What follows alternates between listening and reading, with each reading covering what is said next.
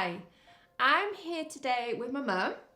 Hi. And we'd like to show you how to make some really easy peasy seed crackers.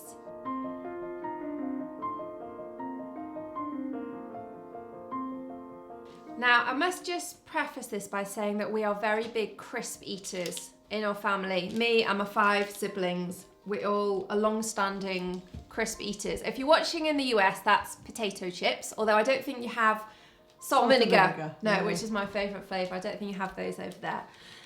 Now, these seed crackers are nothing like crisp, if I'm honest with you. However, they do have that kind of salty, crunchy vibe going on, which is something that we all enjoy in our family. Okay, so shall we get going? Yeah. Mum, by the way, is nearly 83. Are you not? And is doing very well on these seed crackers. They are full of good fats, which is great for your brain. Yes, but there's a big but to it. Right. I just have to say that. But I think if you have too many, because it's got flaxseed, you can, if you are regular, you'll become more regular. Let's put it that way. Okay. I hope that hasn't put anyone off. But we'll plough on. Flax seeds are really, really good for you. So let's move just off the subject speedily of anyone's regular habits. Okie dokes. So we're going to put a half cup of flax seeds and a half cup of chia seeds. And what's really clever about this recipe is you don't need any flour, you don't need any egg or any sort of binder, because we're just going to add a cupful of water. And Mum, if you give that a good mix. And what will happen is if you leave it for like about half an hour or so, it will kind of go into like a jelly. Perfect. Now I have one already that I did a bit earlier. And as you can see, it's gone quite gloopy. Goopy. Yeah. And this is going to be the base for the crackers. Okay, that's perfect. So we'll leave that just to swell up.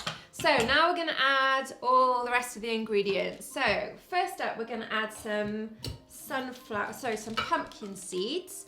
So about a 1/4 cup, and some sunflower seeds. Again, about a 1/4 cup. And what else? Some sesame seeds. Full of calcium. These are full of calcium, that's right, Mum.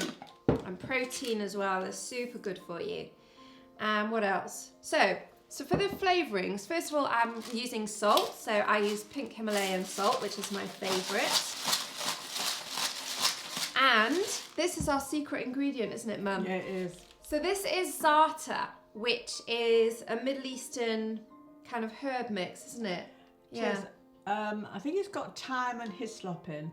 Hyssop. And it does... Hyssop, yeah. And it does say, actually, I only found out recently that you're supposed to have that every day. It's very healthy. There's something in it. It may be the thyme, but I would say it's the hyssop, which is very healthy.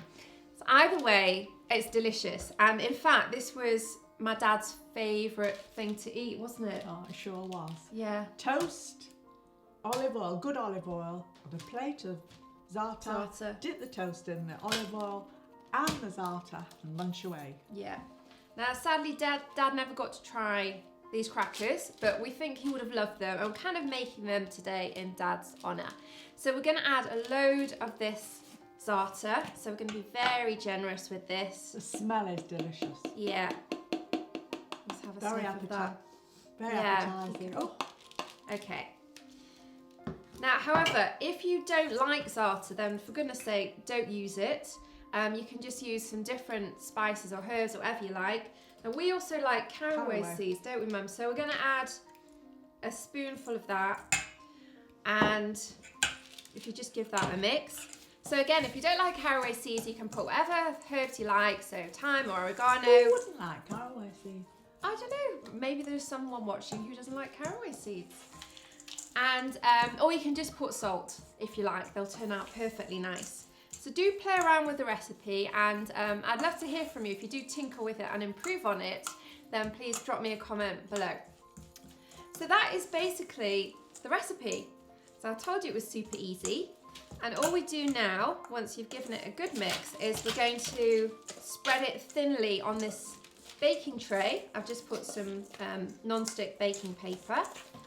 And you want to get it as thin as you can, because that will mean it goes crispy.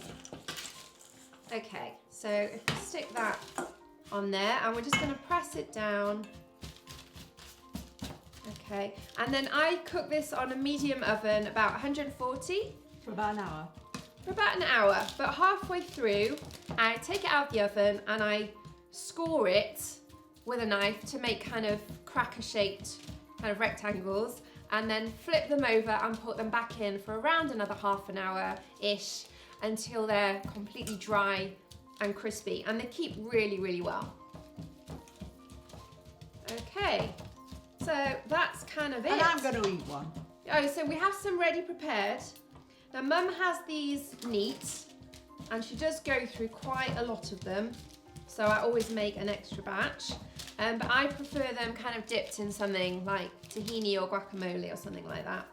So I'm going to try one dipped in my favourite food, Tahini. which is tahini. And this is my favourite way to eat these. So thank you so much for watching. We're going to enjoy these now because we've been working hard making this video. And leave a comment. We'd love to hear from you, and I hope you enjoy experimenting with our recipe. Thank you, and bye-bye from me. Bye-bye from me.